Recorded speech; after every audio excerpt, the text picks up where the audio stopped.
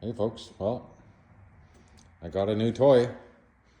I got a DK4220SE hydrostatic with a cab. Fair bit bigger than my old tractor.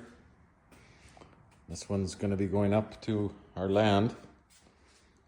We're going to have lots of fun up there, but first I got to do a bunch of upgrades and equip it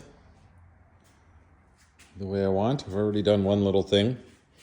I put flash face couplers on the front so that I can hook up any skid steer attachments that I want. And yes, she's brand new. It's even got that new tractor smell.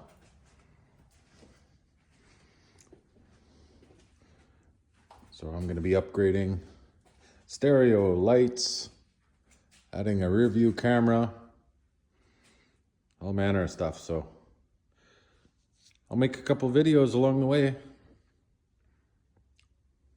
All right, talk to you later.